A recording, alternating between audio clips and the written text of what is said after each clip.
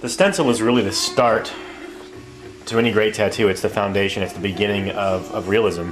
So to make a good stencil, I don't really suggest using a thermofax machine. I really like to just take the regular same thermofax paper that you would use on a thermofax machine, just like normal.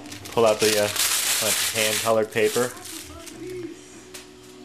fold back the top tracing paper, and just really take your printout and make it directly on top of it. And I'm going to do that here. What I've done is this is the tattoo that I'm going to be doing, and I stress the importance of black in my book and in my seminars, and to kind of show you just how much black is actually in this tattoo, I made a really high contrast version of it, and you can see, you know, almost 50% of it is solid black, and that's kind of what makes a tattoo hold up. You know, you see a lot of these no outline, realistic tattoos, and they're kind of weak, and over time they're going to fall apart. And you know, we really want to go for the strongest tattoo possible here for our customers. We want to go beyond just taking a good photograph of a clean tattoo. We want it to stand the test of time, at least as long as any other tattoo is going to last. So what I'm going to do here, since black is the foundation of the tattoo, I'm actually going to make my stencil right from this. This is already sized, and I'm just going to lay the regular photocopy paper directly onto the purple thermofax sheet and start tracing the black shapes. These are the shapes that are the roadmap to my tattoo. All the little subtleties, all the little, you know, noodling isn't really near as important as these strong, solid black shapes. So we're going to start with those. All I really do is just apply moderate pressure and follow them to the best of my ability. Paying extra attention to make sure that I get the shapes as accurate as possible. You know, I never really understood the reason people use light boxes or tracing paper, because to me, you know, when you're tracing something, you're just, you know, you can't see through the tracing paper 100%. And you know, to me, you're going to miss some really important shapes.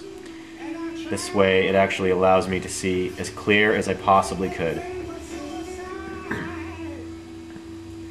And as I'm doing this tattoo, you'll get tired of hearing me stress about how incredibly important black is and the shapes. But it was drilled into my head by the people that I learned from, and hopefully I can pass that on to you by drilling it into your head. You know, a lot of the solid blacks you see, if you look at the original picture, it's kind of what you get when you squint at it. You see a lot of painters that are squinting. There's a reason for that. They're trying to simplify what shapes really mean anything. What shapes make this picture stand up. Is it every little bump? No. Is it every little eyelash? No. It's these important shapes that the light and shadows create.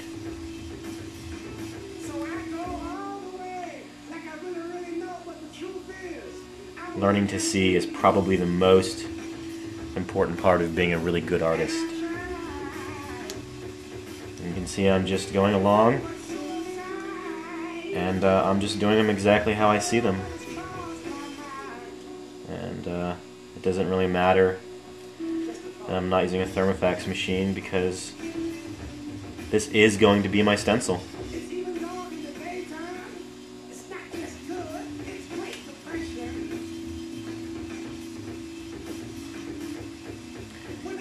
When you make a high contrast photocopy like this, I'm always still amazed at just how much black there is.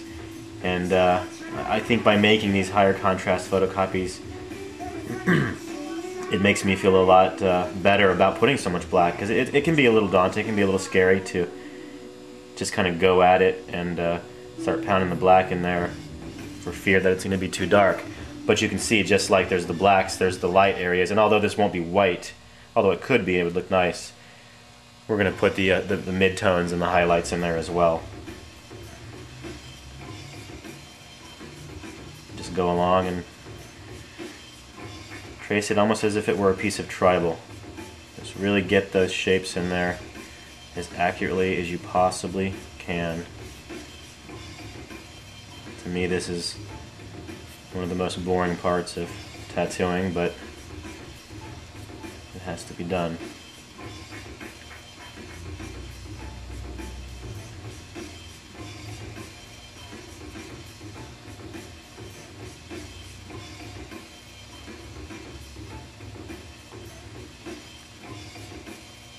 Pay close attention to when you get to these little tiny areas, to not start making stuff up.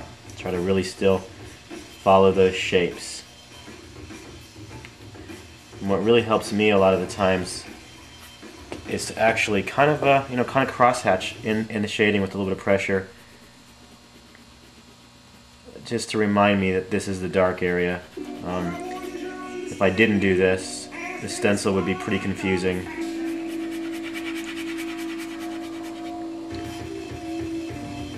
Whenever I'm at a convention and somebody sees me making a stencil like this, they always think I'm crazy, but they don't really see how you guys don't do it.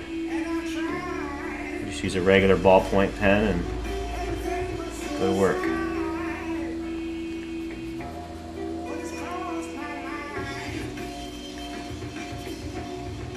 I'm just simply concentrating on the negative and the positive shapes.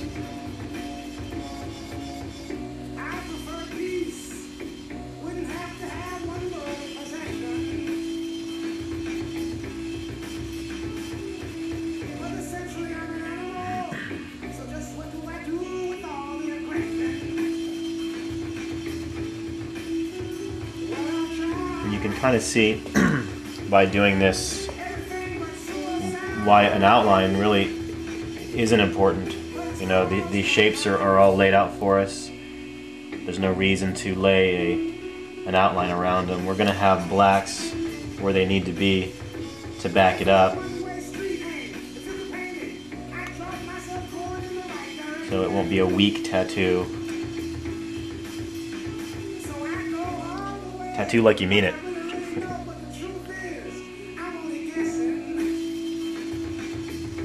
Right here is what's called a lost edge too, where the actual black just fades into nothing. And we'll go over that as I'm doing the tattoo. I'm going to discuss the incredible importance of edges. It'll become your mantra. Soft edges, hard edges, and lost edges. It's really what it's all about. Shape, edges, and values. You can just master those, you can pretty much do anything. These are all rules that have been applied to art throughout history, and there's really no reason that they should not be being applied to tattoos today. Unfortunately, we're taught to line, shade, and color, and that's great for a street shop and Tweety birds and Tazes and hearts and daggers and stuff that, you know, pays our rent. But at some point we want to move beyond that and do real art. Hopefully this will help you, as it's helped me. See how I'm just getting in there and really defining these shapes. Just kind of almost like scribbling them in. Graceful scribbling, really. Nice little negative shape right there. You know, you want to make sure that you pay attention to what's negative and what's positive. Each shape is equally as important as the next, whether it's a negative or positive.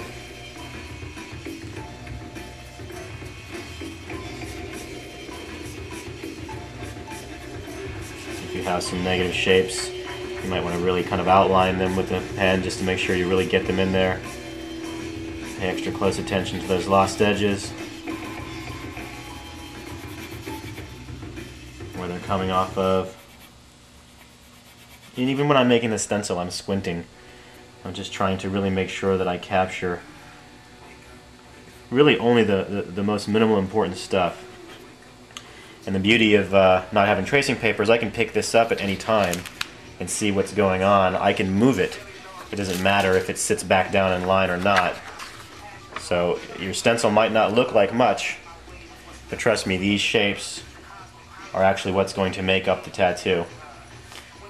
It's going to be a little bit nerve-wracking at first because it doesn't look like what you're used to seeing every day. It's going to go in and reinforce that you've got everything.